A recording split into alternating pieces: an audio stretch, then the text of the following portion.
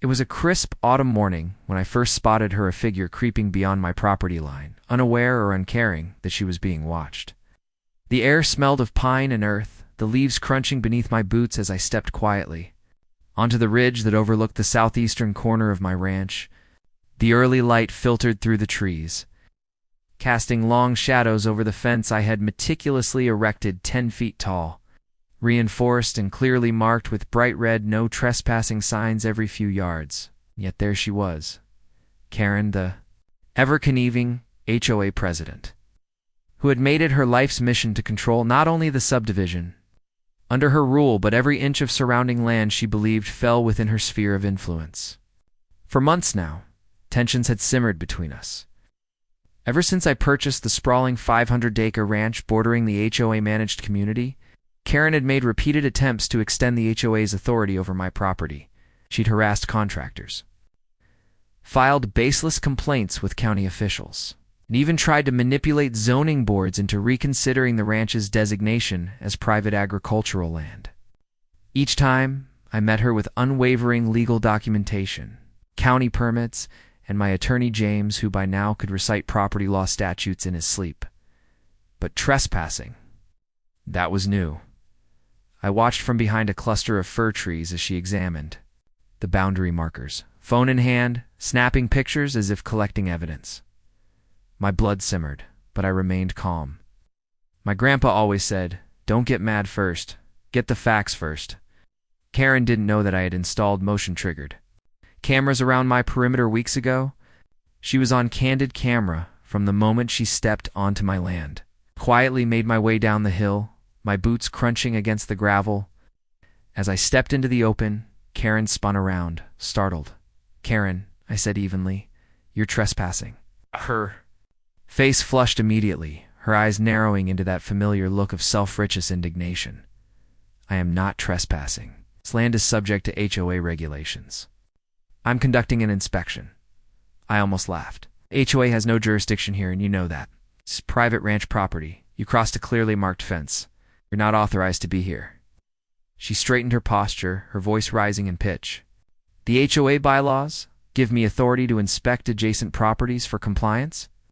Your fence is unsightly and affects the aesthetic value of the neighborhood.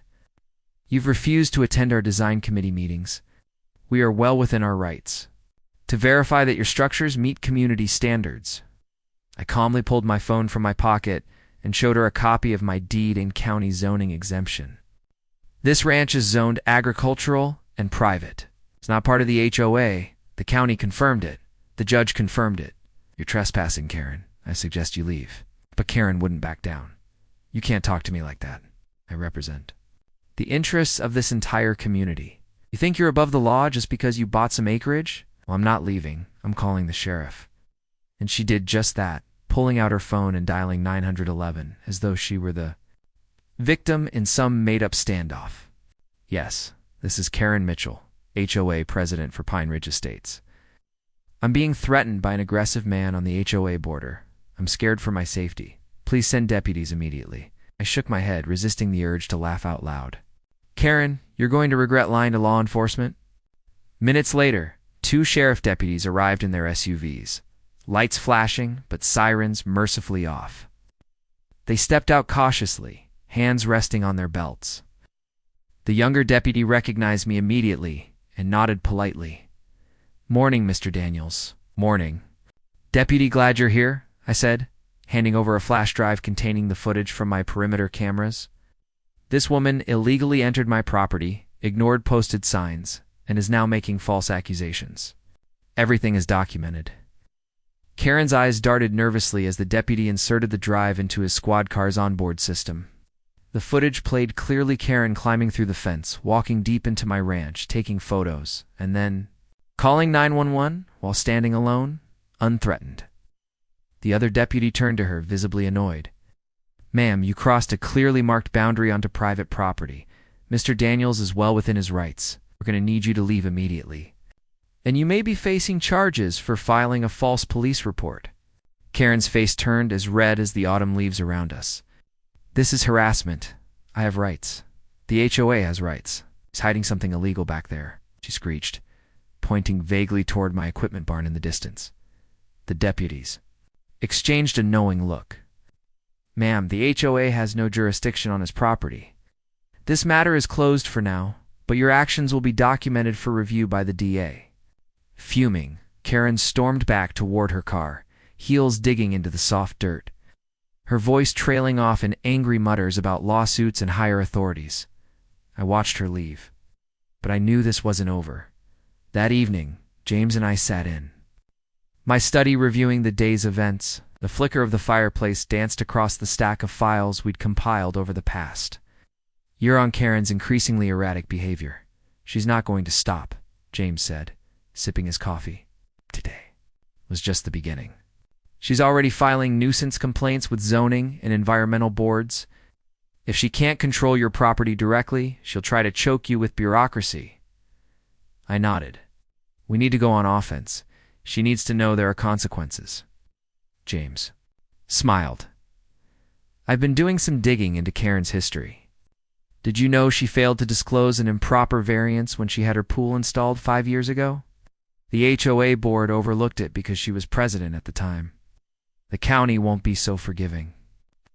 "Leverage," I said, the word tasting. "Sharp and necessary." Within a week, James filed a formal complaint with the county inspectors, backed by detailed documentation of the unauthorized construction on Karen's property. An inspector was dispatched, and within days, Karen received multiple citations for code violations, some carrying hefty fines. The look on her face when the county truck pulled into her driveway was priceless, but she escalated. Karen organized a special HOA meeting, inviting every homeowner to discuss what she dramatically called the rogue landowner crisis. She framed me as a dangerous outsider who threatened property values and community standards. Her rhetoric was venomous, filled with half-truths and outright lies. Fortunately, not all residents were buying it. Some, like Mr. Grayson, an elderly war veteran who owned one of the older homes in the HOA, spoke up. "Karen, I've lived here 20 years. That man has done nothing but mind his own business and fix up that old ranch. You're stirring up trouble where there is none." The room erupted into debate. Several younger families also voiced support for me, noting how Karen's endless crusades had wasted HOA funds and legal fees. Karen's grip on the community was slipping. Meanwhile, James and I dug deeper. Financial records we obtained through public filings showed that Karen had used HOA funds to hire private investigators and attorneys to harass me under the guise of community protection. That was illegal. We compiled a comprehensive report and presented it to the County Ethics Board, which launched a full investigation. By winter, the consequences of her hubris began to snowball. The HOA board suspended Karen's authority pending the investigation. Fines mounted, legal threats loomed, yet Karen refused to back down, clinging to the belief that her title gave her immunity. But the final blow came from an unlikely place. My grandpa, who had remained mostly silent through the ordeal, requested a meeting with some of the longest-standing HOA members. Over hot cider at my lodge, he shared stories of Karen's earliest transgressions, intimidating elderly residents into selling their properties, manipulating ballots to secure her presidency, and strong-arming contractors into giving kickbacks for neighborhood projects. The evidence Grandpa provided filled in gaps we hadn't even known existed. Several longtime residents came forward with sworn affidavits, painting a damning portrait of years-long corruption and abuse of power. Finally, the county prosecutor stepped in. Karen was charged with multiple counts of fraud, misuse of HOA funds, and perjury. The arrest warrant was executed quietly, but word spread like wildfire throughout Pine Ridge Estates. The sight of Karen being led out of her home in handcuffs marked the end of an era. The new HOA board, under interim leadership, reached out to me personally. They apologized for the hostility and extended a genuine offer of cooperation. In the months that followed, Pine Ridge Estates began rebuilding its reputation while I expanded my ranch into a model of sustainable living, offering guided tours and youth educational programs about conservation and ranching. Karen's reign of terror was finally over. But the scars she left would serve as a permanent reminder to the community of what unchecked power could do. Yet, As I stood at the ridge one peaceful spring morning, the valley stretching wide and green before me, I knew we had reclaimed something far greater than land. We had reclaimed peace, but even then, deep down, I suspected Karen's final chapter hadn't been written yet. The quiet that settled over my ranch in the months following Karen's arrest was almost disorienting. For so long, my life had been entangled in her endless web of manipulations, schemes, and power plays. But now, as the early spring air warmed, the valley and the snow caps melted into gentle streams that fed my lake. It felt as if the entire land itself had exhaled. The HOA, under its new leadership, had stepped cautiously but respectfully. There were no more veiled threats, no unsolicited HOA notices delivered by smug committee members. No surprise visits by zoning inspectors who had clearly been weaponized by Karen in the past. For the first time since I bought this ranch, I could focus solely on what I originally intended, building a legacy with my family, caring for the land, and restoring the ranch to its full potential. But as serene as things appeared on the surface, I knew better than to lower my guard entirely. The roots of Karen's control had dug deep for years. And even though her physical presence was gone, there remained supporters, enablers, and opportunists who hadn't entirely given up on her cause. Some were still on the HOA board. Others were simply neighbors embittered by her downfall, quietly seething at their lost power. One afternoon, as I was overseeing the installation of a new solar panel array near the western pasture, James pulled up in his truck, his expression tense as he stepped out. "We've got a problem," he said, without wasting time. "What kind?" I asked, already knowing this wasn't going to be something simple. James handed me a thick manila folder. Inside were copies of recently filed lawsuits, civil claims by a small group of HOA members alleging that my ranch activities were polluting their properties, devaluing their homes, and violating some obscure environmental regulations they had. Dug up from county ordinances? It was laughable on its face, but the volume of paperwork alone signaled the real intent. Harassment through legal exhaustion. It's a coordinated move, James explained. Karen may be out of the picture, but her loyalists aren't. They've hired a new attorney, slick, aggressive, and not local. He's filing everything at once to overwhelm you procedurally. I sighed, flipping through the pages. Realize how much documentation we've kept? All the permits, inspections, environmental impact, reports, everything has been above board. James nodded. They don't care. This isn't about winning in court. It's about bleeding you financially. Dragging this out for years if necessary. Death by 1,000 motions. He was right. This wasn't Karen's style of overt bullying. This was more insidious.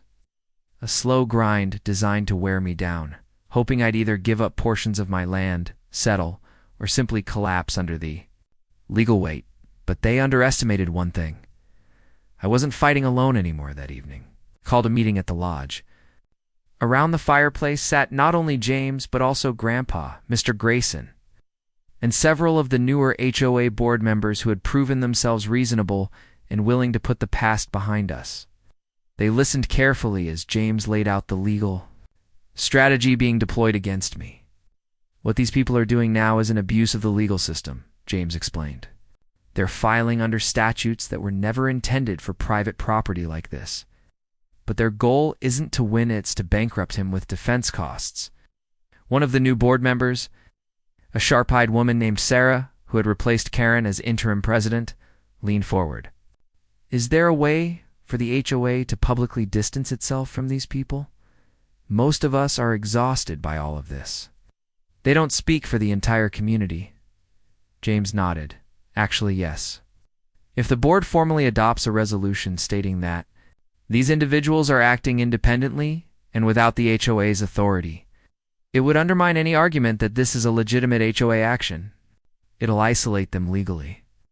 Grandpa, who had listened silently until now, spoke up with that steady wisdom of his. This ain't just about paperwork. This is about good people standing up. If the board makes its position clear, these troublemakers won't have the cover they think they have. Within the week, the board unanimously passed the resolution. publicly condemning the lawsuits and disassociating the HOA from Karen's remaining loyalists. That single move sent ripples through the community. Many residents who had once sat on the fence now voiced their support for me more openly. Letters to the county commission, supportive op-eds in the local paper, and even a petition signed by dozens of homeowners sent a clear message. Enough was enough. Still, the lawsuits moved forward, but now they were increasingly seen as petty and vindictive. In court, James skillfully dismantled each argument, filing counterclaims for harassment and malicious prosecution.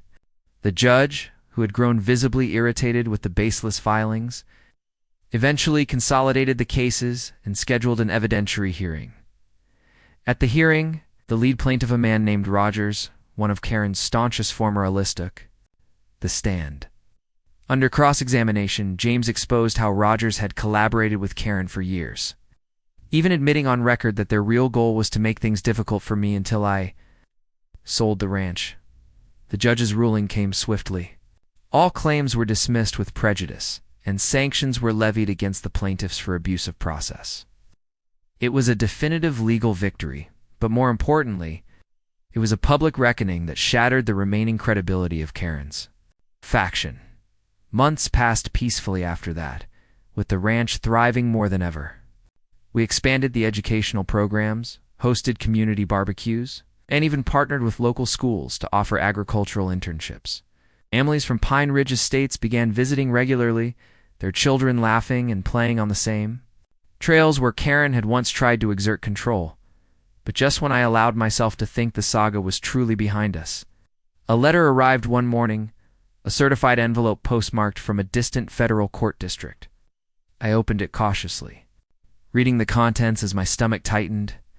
Karen had filed a federal civil rights lawsuit from jail, alleging that she had been the victim of a coordinated conspiracy between me, the HOA, and local government officials to strip her of power and unlawfully prosecute her. She's grasping at straws, James said after reviewing the filing. She's trying to create the appearance of a vast conspiracy to attract media attention or sympathetic judges.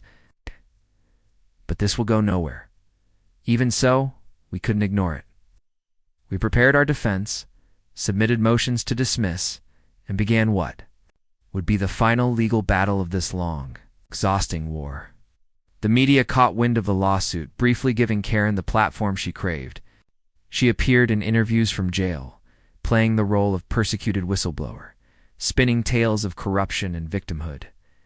Some fringe outlets ran with her story, but most reputable reporters quickly dismantled her narrative as the facts came out in federal court.